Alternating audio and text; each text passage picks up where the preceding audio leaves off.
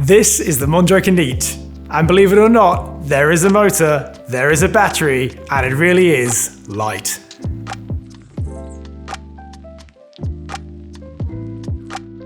The Mondraker Neat is Mondraker's first lightweight e-bike.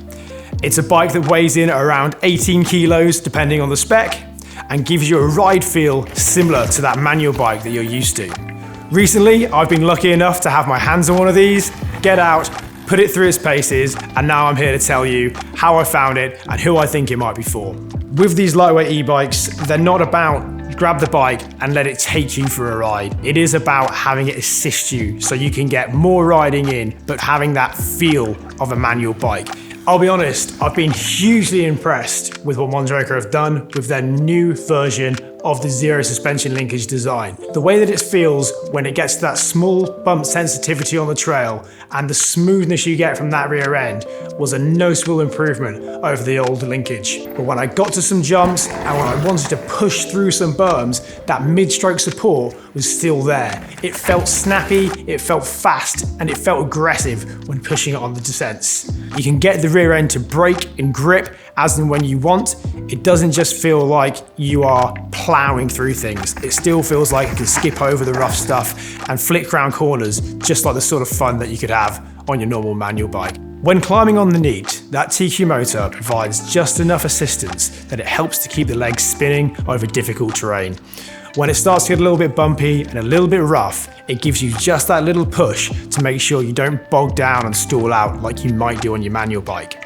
If you are starting to feel a little bit tired later in the day, your legs are starting to feel a little bit zapped, you can move up into those higher modes and it will give you that little bit extra support and help you get through some of those trickier climbs. So they found a really nice balance between keeping those pedals out of the way on the climbs, but making sure you still feel within the bike when you're descending. It was an intuitive bike to ride and it didn't feel like I had to be riding a whole new style of bike. The TQ motor that Mondraker use in the Neat is a great motor system. It's lightweight, it's compact, and it has some great features. Firstly, you can get a 160 watt-hour battery extender to go with the internal 360 watt battery that's in the bike. This means that you can still get a really good range for some of those big days out. But the even better thing is that 360 watt internal battery is removable and very easily removable too. If you're at your favorite trail center and you want to stay there all day, you could go out, get 30k in on the first battery, have your lunch, put a new battery in the bike and get another half a day of riding out of it as well, without even having to use the battery extender. One of the biggest benefits of Mondraker opting for the TQ motor is the fact that it is small and it's subtle. The integrated display in the top tube here is very sleek, very slim, and not too obvious. You've got a small shifter up here to flick through the modes, and the actual motor itself sits nicely in that bottom bracket shell without causing too much of a fuss. Another big thing as well with the TQ motor is it's very quiet. It was only on steeper fire climbs when you weren't moving too quickly that I could even hear the motor going. With the Neat, Mondraker have made quite a few small but effective changes to their frame design. The most obvious one being the redesigned rear linkage. That new zero linkage suspension design has opened up a lot more space in that front triangle. This means you can include up to 2 water bottles or a 160 watt battery extender and a water bottle in there as well. There's even further insertion depth for a dropper, which means you can get longer droppers on this and get that saddle really nicely out of the way when you're descending down. Even though that rear linkage has changed the way that this Mondraker looks, it still definitely looks like a Mondraker, and I think is one of the prettiest bikes that we've had around in a while.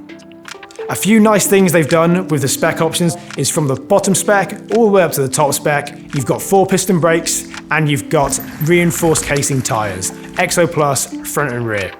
For my money, this mid-spec bike is a great package. It comes with all the things that you want. It's got the new transmission SRAM drivetrain with that updated pod shifter design, which I personally find much better to use and much more intuitive than the Access shifters of before. You've got the Fox 36 factory fork on the front with a Fox Float X2 on the rear. All in all, Mondraker have put together a brilliant bike. Something that is very engaging on the descents, will help you get up those climbs with a little bit more ease and keep those legs spinning. If you're thinking about getting one of these because you just want to go use it as a self-uplift, it's probably not the right bike for you. There's plenty other full-fat e-bikes with much bigger batteries out there that'll do the job just fine. This is more of an assist bike to get you out there and get you riding some of your favorite trails, but maybe getting in a few more laps or just getting around that little bit quicker when you've got a little bit less time.